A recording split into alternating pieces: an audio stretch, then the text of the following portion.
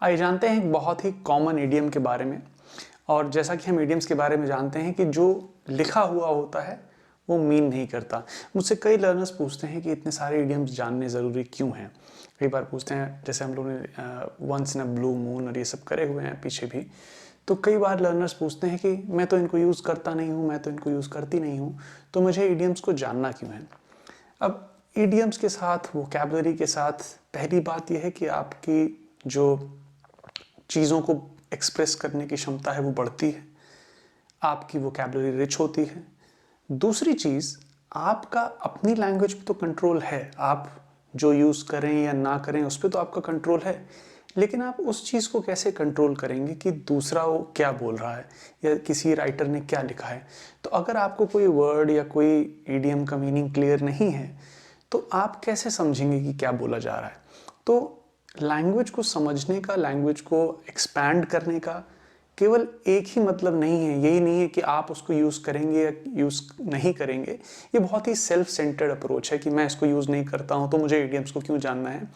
लेकिन लोगों को आप नहीं रोक सकते, बुक्स में लिखी हुई चीज़ों को आप नहीं रोक सकते। तो आपकी समझ को बढ़ाने के लिए भी इडियम्स को जानना बहुत ज़रूरी है। आइए इसी श्रृंखला में एक और इडियम को देखते हैं, व्हेन पिग्स फ्लाई।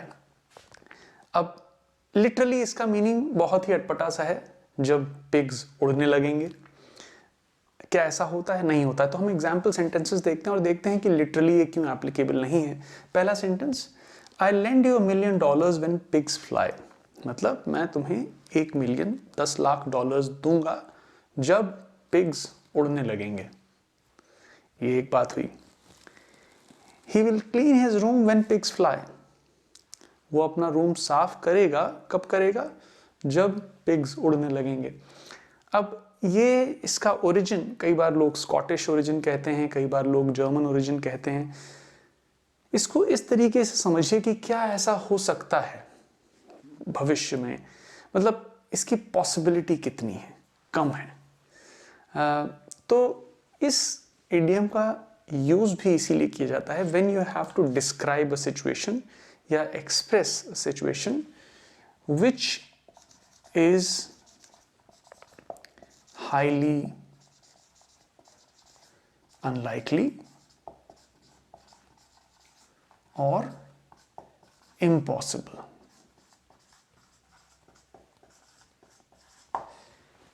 इसको बताने के लिए हम लोग when pigs fly का इस्तेमाल करते हैं, जब कोई चीज़ पॉसिबल नहीं लग रही है। when you are trying to describe a situation or an event which is highly unlikely or impossible, तब आप when pigs fly का इस्तेमाल करेंगे। तो इन सेंटेंसेस का मतलब क्या है?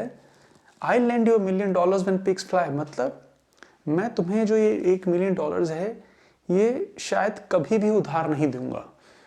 और ये एक फ़नी वे है इस चीज़ को एक्सप्रेस करने का। ये जानिएगा कि आप इसको फॉर्मल सिचुएशंस में ना यूज़ करने लगे। जनरली इडियम्स को हम लोग, मोस्ट ऑफ द इडियम्स को हम लोग फॉर्मल सिचुएशंस से अलग रखते हैं। तो ये कोई ऑफिस में दोस्तों यारों में एक डिस्कशन चल रहा है उसमें बोला जा सकता है, लेकिन आप ये ना सोचें कि एक मीटिंग चल रही है फॉर्मल तरीके की, आपके सीनियर्स बैठे हैं, आपके कलीग्स बैठे हैं और वहाँ आप इन चीज़ों का इस्तेमाल करें। It is not considered to be appropriate.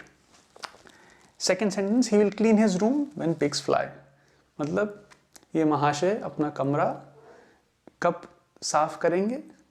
शायद कभी नहीं साफ करेंगे। बहुत ही इम्पॉसिबल सी सिचुएशन लग रही है। शायद हम किसी एक ऐसे इंसान की बात कर रहे हैं जो कभी अपना कमरा साफ नहीं करता। इनकी माँ या इनके पिताजी, इनकी भाई बहन कह रहे होंगे भैया इनका तो कोई भरोसा नहीं है, ये तो अपना रूम साफ करेंगे नहीं। तो उसको एक फ़नी तरीके से कहने का तरीका है, ही will clean his room when pigs fly. तो कोई एक्सप्लेनेशन में आपको कुछ और एलैबोरेशन चाहिए, कहीं और कोई डिटेल चाहिए, मुझे प्लीज़ कमेंट्स में बताइए। I hope it helps. Take care.